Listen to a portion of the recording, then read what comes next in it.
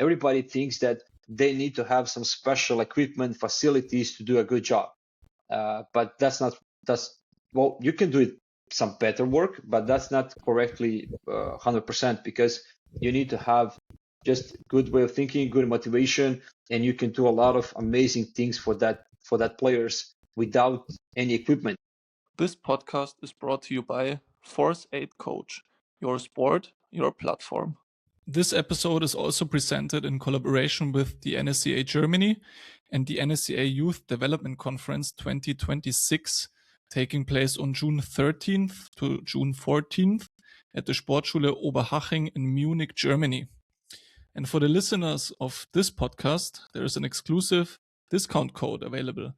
Use the code NSCA_Youth26 to get €100 off. This code applies to the conference, to the CSCS certification, to courses, to memberships, on all regular prices. The discount code cannot be combined with other offers or promotions. And for more information, please check out NSCAYouthCon.com. Have fun in the episode. Welcome back to my podcast called Science and Sports. I'm your host, Simon, as usual. I'm a German sports scientist and strength coach for the under-17 national team in ice hockey. And today I'm joined by Marko Matušinskij from Croatia. Hi, Marko. Hi, Simon. Thank you for inviting me here to our podcast.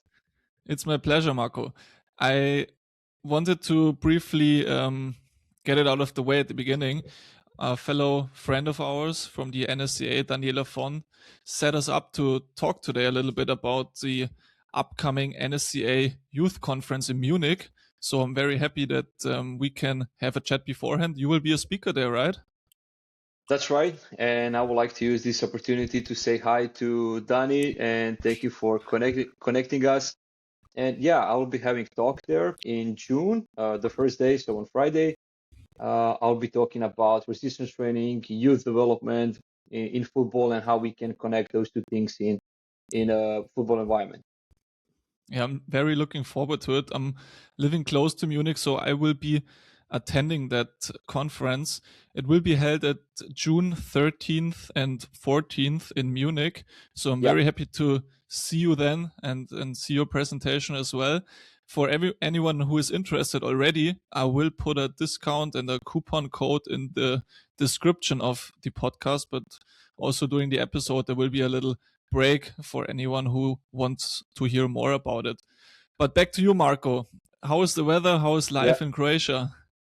Well, the weather is perfect. It's like 25 degrees in the morning. Croatia is always nice to see, to visit, and it's quite busy.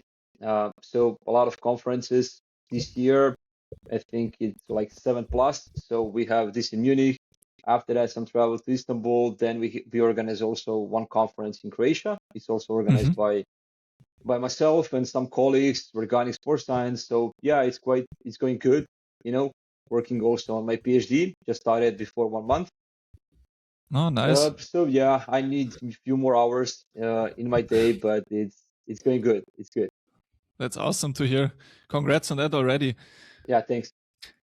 When we have a look on the conference, you will be presenting a talk about strength training in youth football, right? That's right, yeah. Are you a former football player, or how did it come about that you will focus on that topic? Well, yeah.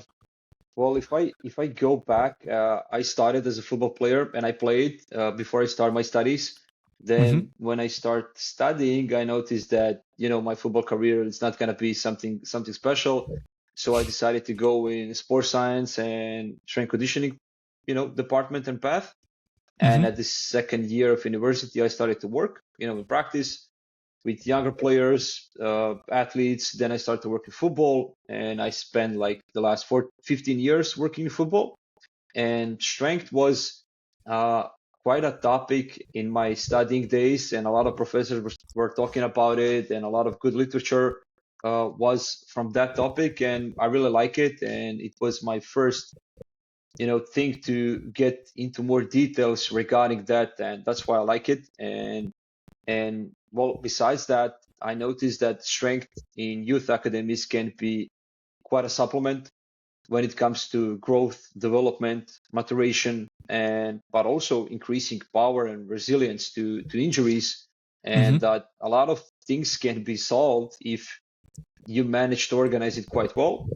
And this is something that I wanted to discuss at the conference, how we can use the best of it, how we can organize the strength training and resistance training, how we can progress it over a course of a year, but also over a course of 5 years, because I noticed that sometimes it was hard for me, but it was hard also for the colleagues that I worked, how to progress strength training over a course of, like 15, 20, 25, 30 weeks. It's not easy. And this is something that I would like to share and to give some insights, how we do things in Croatia and Croatian clubs, and how this can be implemented inside of a football environment.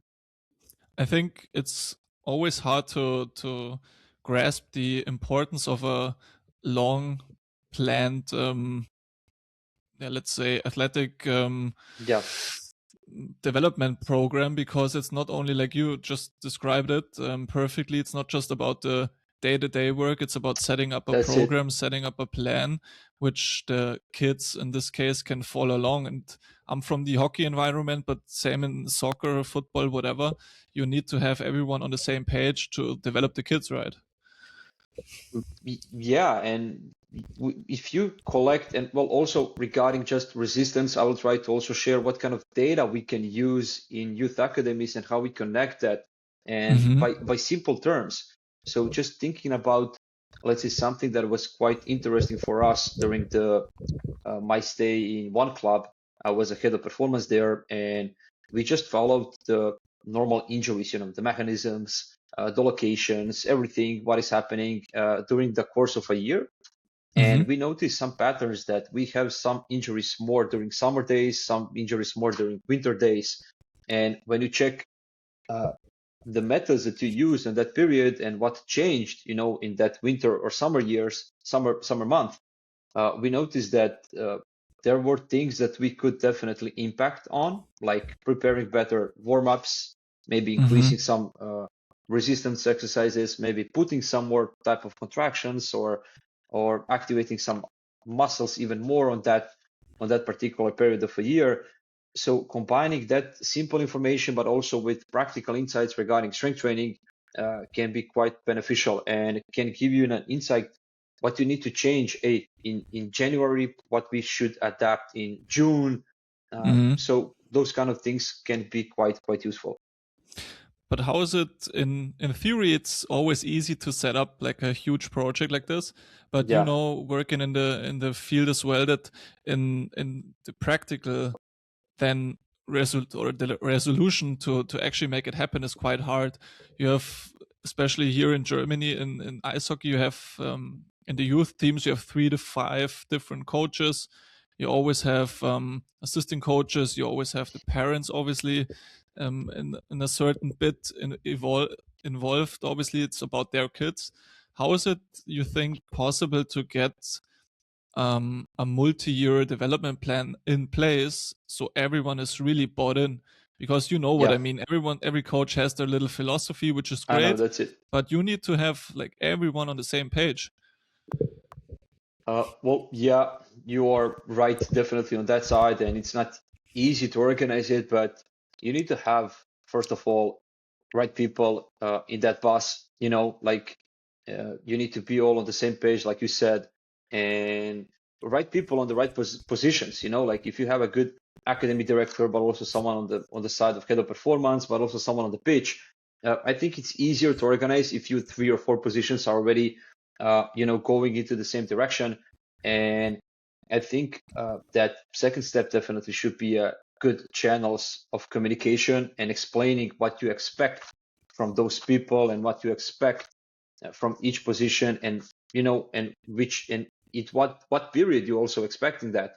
And I know from your side, but a lot of times you usually, as a strength conditioning coach, don't get a description of your job or what is your club expecting from your side. So I think those kind of things should be definitely established at the beginning of every circle of every club. So we need to know obligations, what to do, what's the communication channel, and then we can go back to strength, we can go back to data, but first we need to establish this normal relationship between the roles, between the silences, and to keep that going throughout the year. It's a process like every other. We need to sit down every other week for 30-minute meetings. So I remember that when I started to work as a head of performance in few clubs, I stopped reading books regarding strength conditioning. I started reading books about managing time, managing meetings, and how to organize a successful meeting, because at the beginning I had like meetings from 1 hour, hour and a half, and I know that this wasn't so good. But then one book, Effective Manager is the name, I forget the author, but there was so practical insights how you can organize a 25-minute meeting, and how you can use it quite beneficial for your side. And those kind of things can help in establishing the whole year circle. And you need to, and the last thing is you need to think about details.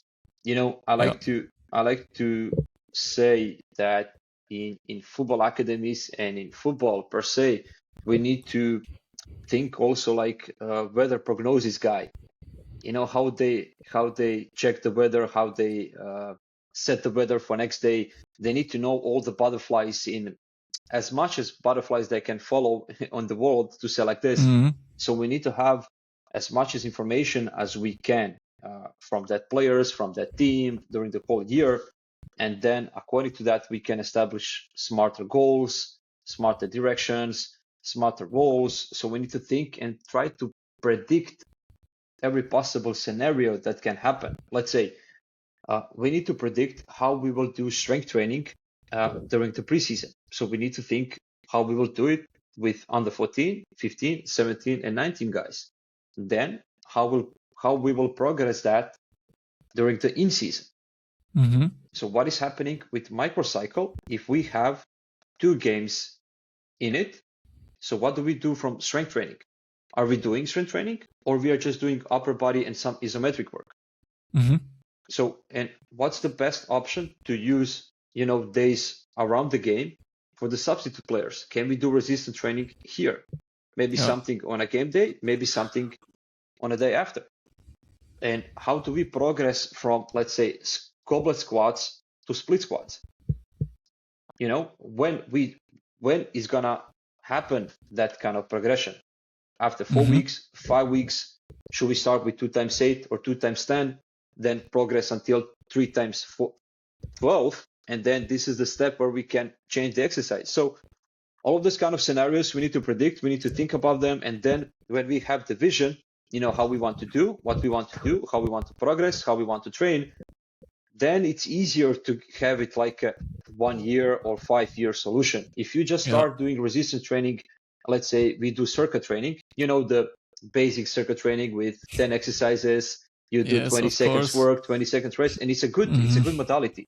But if you start to do that every week, one time a week, and after maybe 4 or 5 weeks, those players will adapt on that, and they need some change in stimuli, or maybe you are just producing too much fatigue with that amount of exercise after some time. So we need to change some things here. Or if you constantly, this was one of the biggest problems in resistance training that I saw, if you're constantly changing the exercises, like every session or every week, how do you know which exercise gave you the development or not? So let's say one time you are doing core planks, then next time you are doing side planks, then the third session you are doing side planks with row. That's good if you want to teach someone, doing on a multi-level scale. But let's say the 4th week is coming, and which exercise you're going to use? You go back to the first one, second one, or third one.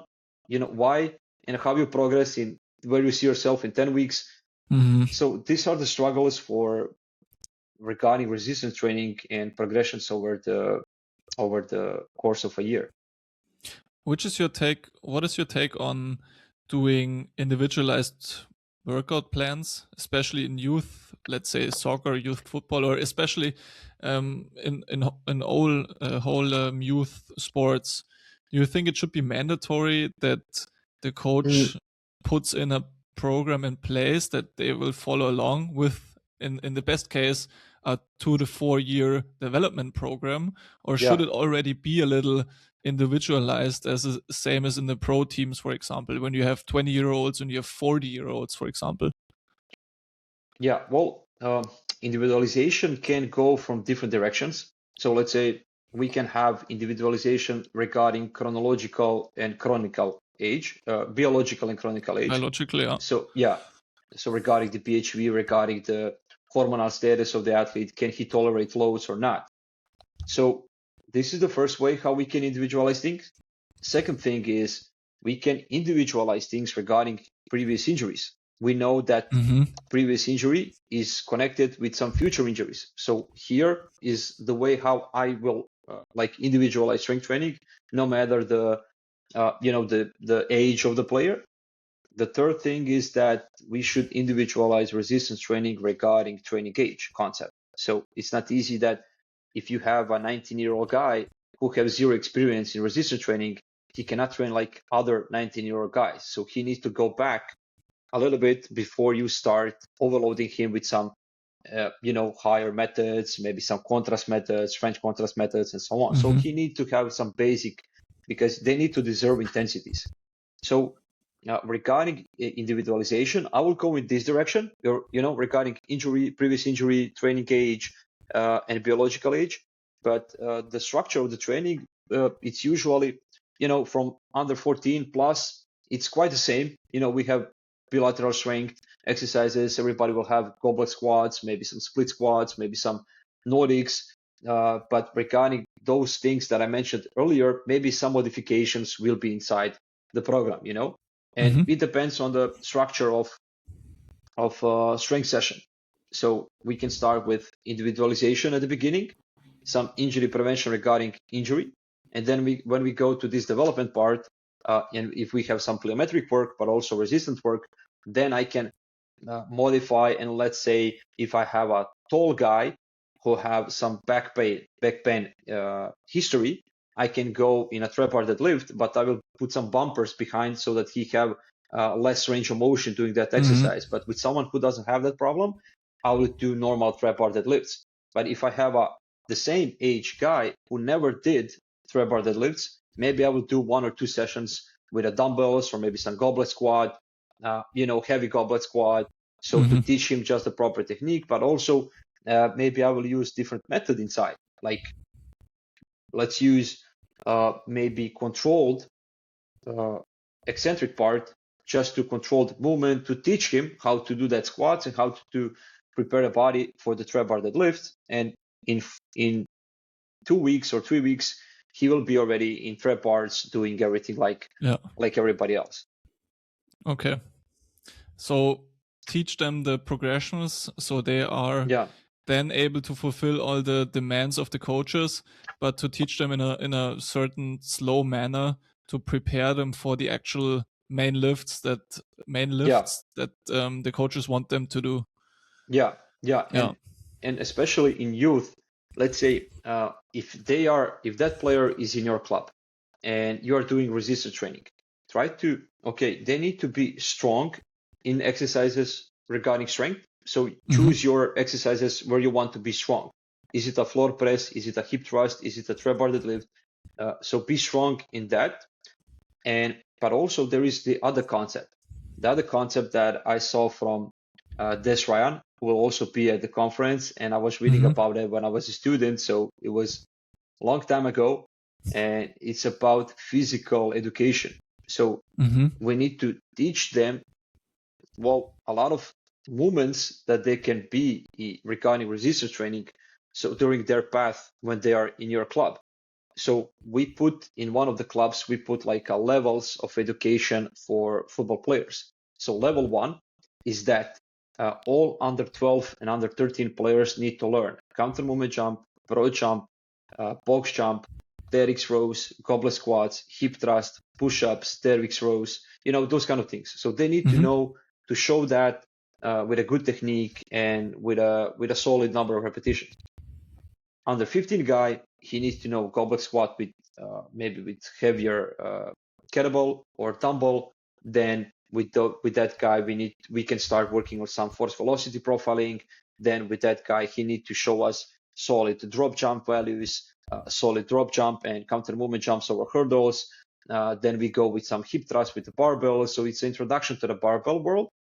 But then under 17 and under 19 guy, they should use higher methods of training, some like supersets, contrast methods, more advanced methods. So we are teaching them the levels of strength conditioning. Why? Because that guy will leave maybe sometime in I don't know, in year 2 or 3, he will leave your club, he will go somewhere else. And you want him to know all the possible movements because the strength conditioning coach or sports scientist in the other club will give him something else. So we need to give him a good spectrum of exercises. We need to teach them as well, but we also need to develop them in resistance as well. Yeah. When you speak about, I think it was under 13s or under 14s with the jumps, the TRX exercises, is it also something that you would implement as a testing tool, as a diagnostic part? Well, yeah, definitely. We started doing those kind of testing procedures with under 12 category and plus up. So there is always some counter movement, squat jump, hop testing, 5, 10, 20, 30. With after under 15, we go to 40 meters sprinting. Well, we start doing endurance testing after 14 or 15 years, like 13 to 15 intermediate fitness test, PEEP test, depending on the goal. But with younger categories, we try to use, and my recommendation is also that we try to use heart rates, because we want to see how hard and what is happening with the heart regarding some maximal load and max load, because they are football players, but they are also human beings. So we need to check what's the status of the body, how they're developing, what is happening with the heart.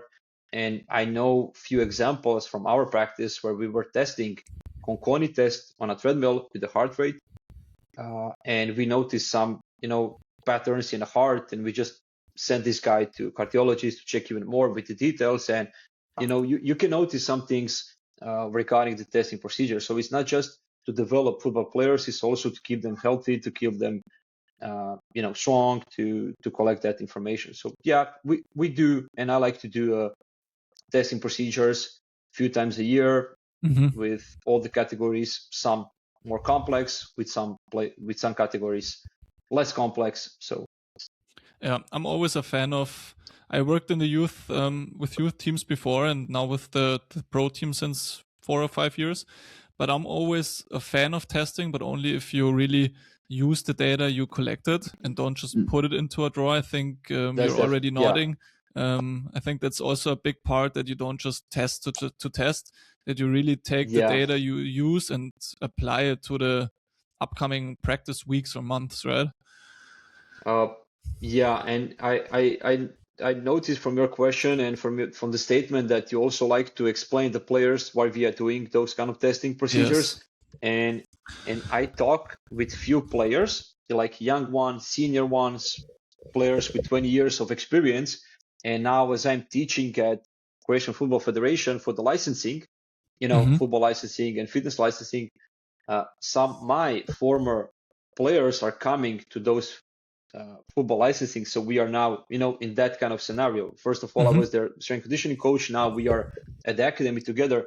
And they also told me that sometimes they didn't know, and no one didn't explain to them in 10 years of their career why they are doing testing. And they just, collect the data, put it in a spreadsheet, in an Excel or somewhere, and that you don't even use it. So if you do that, it's better not to do any of the testing if you don't plan to use it. I know it looks quite good on a pitch. There is you put all the photo cells, you put the coins, everything looks amazing. But if you don't use it, then maybe leave that time for a sport or for a football drill. Let's do some rondos. Besides that, it will be more fun.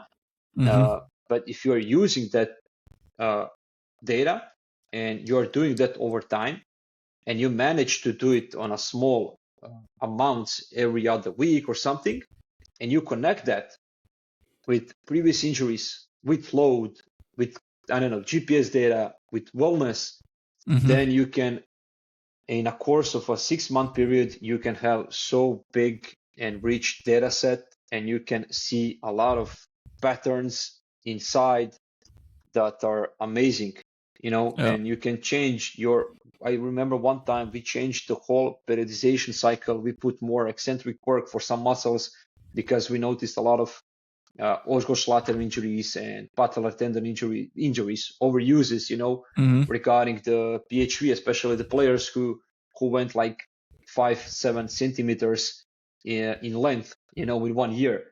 And if you follow that and you have that information, you can make a decision what you need to do next. Without that, you can just, trying something or just repeating the same programs week by week. So yeah, I agree totally with you. We should use that more often, and we should use that in practice. I think when I remember correctly, to my time playing, we sometimes had testings with up to 10 or 15 different exercises. But then at the end of the day, you really didn't know what's happening with that data set. The coach came up to you or the sports scientist, and they were like, yeah, that's pretty good. And then it was it. Yeah. And that's it. Yeah. Now I'm at that point where I'm like, okay, I rather only test 3 to 4 things which are important to me as a ex-professional hockey player. I see the things maybe a little from the player side, which things are happening on the ice, so I can also put myself into the players' perspectives, so I can use my knowledge as a player, as a coach or scientist to really what I think is a good testing. I mean, everyone has different opinions, but rather than doing 15 tests in a day and just put them into a drawer, like we just discussed, do things that I think are useful for the players and the development and the performance. We need to, like you said, we need to have the test that we can use, and use it in practice. So I have something similar, like you said. If we have, let's say, some categories or the qualities that we try to explain, let's say like this. So we try to explain speed. So if we know that speed is built from acceleration and maximum sprinting speed, so we need information of those two things. Is it a problem in first 10 meters, or the problem is in next 10 or 20 meters? Yeah. So we need that. Second thing is we need some information regarding power. So is it a counter movement jump? Is it a squat jump? So we need something from that side. Then we need something more reactive. Let's say we need fast plyometric information about the reactive strength index or how you're applying force on the ground with your ankles. So we need a drop jump. We need a hop test, something if we have the information for that. So that's 3 testing examples. We need some information regarding endurance, which test you will decide. So some are better, some can give you more information, but for me, it also depends which equipment do you have. If you don't have heart rates, then maybe we can select something like something simpler for maybe some discontinuous test or something that will not produce so much fatigue regarding doing that testing procedure. So 30 to 15 is so good in that environment. But if you want to check the engine inside and you have the heart rates, use beep test or Conconi. But in the beep test, especially with younger players, sometimes you don't know what's the reason of dropout. Is it a lung capacity problem or is it a muscle problem? So again, but we need one. So one information regarding endurance. Then we need one information regarding change of direction. Which test? Well, for me, something that is the most clearest one, that can give us that information. So 20-yard test or 505 test is something that we try to use here. It's clean. You have just one linear sprint. You have the area of deceleration. We can use that deceleration with acceleration regarding 10 meters. So we can conclude, is the problem in acceleration or the problem is in deceleration? And I like to use some range of motion test, but the simplest one, the ones that are connected with patellar pain, with phi concept, like Fadir test, like pain in the hip, with the back pain example. So I need information from that side. And with that, I cover the whole spectrum, let's say, of an athlete, of a player. So I can define his maximum sprinting speed, I can define his maximum aerobic speed, I can define his jumps, I can define his change of direction, and I can see where is a good thing and where is a bad thing. So what I need to focus more, you know? So it's not, well, there are better testing procedures than the other ones, but for me is that I just choose one from those categories. So you can explain, is it a problem in endurance? Is it a problem in change of direction? Is it a problem in sprinting or acceleration? Yeah. And the nice thing about what you just said and described is that over a period of let's say, around about 4 years, if you see the guys each and every day in the weight room, the kids, for example, and stepping up their game on the pitch or in the weight room, and they're moving up the age categories, you can really see how they developed over more than a year, for example, or more than a season, and you can really follow along on their journey as well. Yeah, definitely. If you collect all of this, you can make those kind of conclusions. You can even see, and there are a lot of good research papers regarding that topic. Is it that developmental impact, is it happen because of your growth, or is it happen because of your trainings? So we can now say, is it difference from this side, or the difference is because of we did a good resistance training? But no matter that, I think that it's still important to do that resistance training before PHV, during that period, but also to continue it after it, because when those growth spurts happen, and when you get your like 7 to 10 centimeters in height, you need to be ready for that jump. You need to be strong for that jump. Your muscles need to tolerate that. Your tendons need to tolerate that.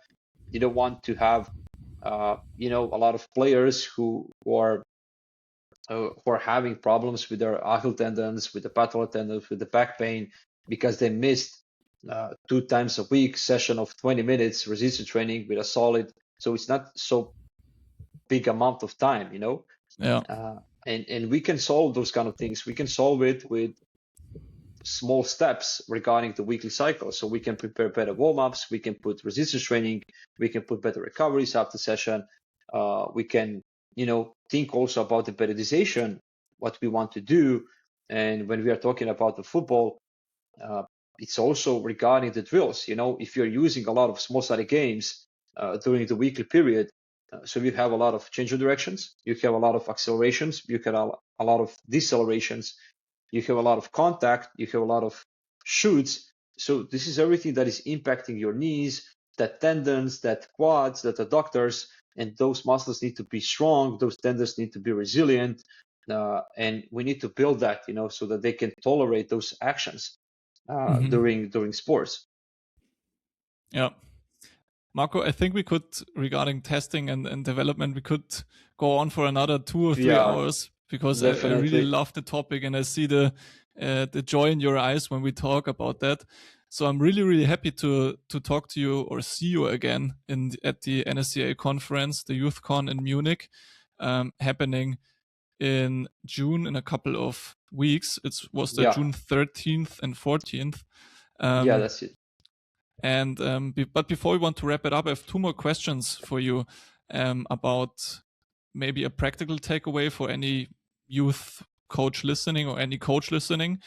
Which would be, in your eyes, one of the biggest coaching mistakes in strength and conditioning, for example, regarding the long-term athletic development? Which is something where you could really mess up if you do that wrong? Well, first of all, I think that we need to think. Well, I will mention 2 things. So the first thing is that there are football players, but we also need to think on them like young, healthy human beings. So we need to think in both ways. So they need to have energy and level of energy to go to school, to sit in a school table for 6+ hours.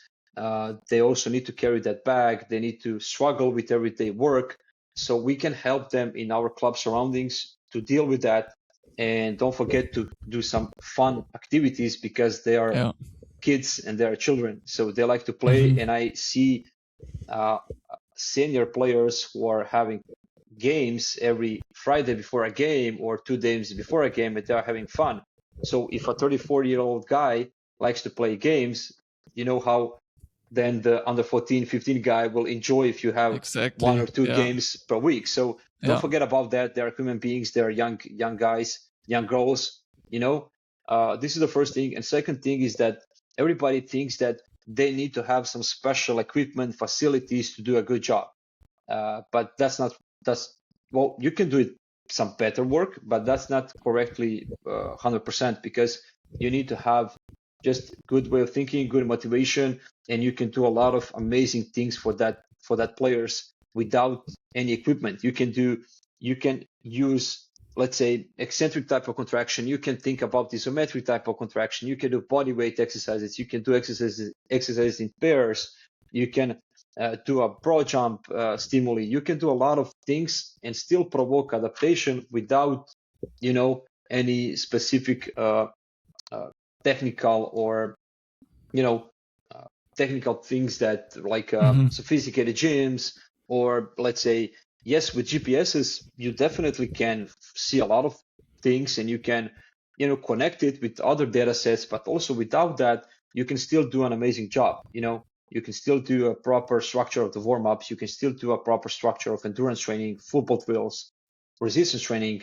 So it's not about the equipment, it's about people and how you organize yourself. So I think Simon Sinek said this, if I'm not wrong, just first clean up your room, or Jordan Peterson, I'm not quite sure, but it was something like that. Just first clean up your room and everything around you before you start, checking everything else. So I think that these are the two messages that we definitely can do from our side.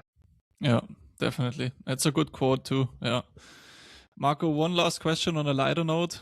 Are you excited to present the talk you already shared to me a little bit and to my audience now on a bigger stage in Munich? Well, yeah, like I said, there will be few people that I read their books, papers when I was a student, like before 13 years or something like that. And now we will be sharing the stage together, talking about the topic. So yeah, I'm excited to listen so good topics and people from the industry, but also to share some insights how we do things in Croatia and how we do things in youth academies regarding resistance training, but also regarding physical conditioning and sports science in our clubs. Yeah, I'm very looking forward to it. Like I already said a couple of times, it's June 13th and 14th in Munich, and it's, like you said, a lot of great people giving speeches, giving talks about youth development, youth strength and conditioning. So if you're from the area of Germany, like I am, make sure to stop by and have a look and have a very great experience. I already know Corey, who's presenting a topic. I already talked to Daniela on my podcast, so I'm very glad that I have the time and the ability to come over to Munich to join the to join the Congress. Marko, on my end, thank you so much for joining me today. Already sharing a couple of interesting insights. Like I said, I think we could have gone for way longer. It's such an interesting and deep topic. You can't really fill it all into a 30-40 minute episode, but I'm very happy that you had the time and that you stopped by. Yeah, thank you one more time, Simon, for the invitation, and I'm looking forward to see you and everyone else in Munich on the conference. Yeah, 100%.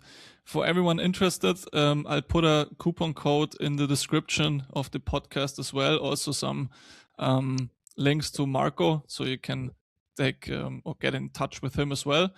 And yeah, I will see you in a couple of weeks. I wish you all the best until then. And like I said, thank you so much for joining me. Thank you and see you soon. See you soon, my friend. Ciao, ciao. Ciao. Thanks for listening to the show.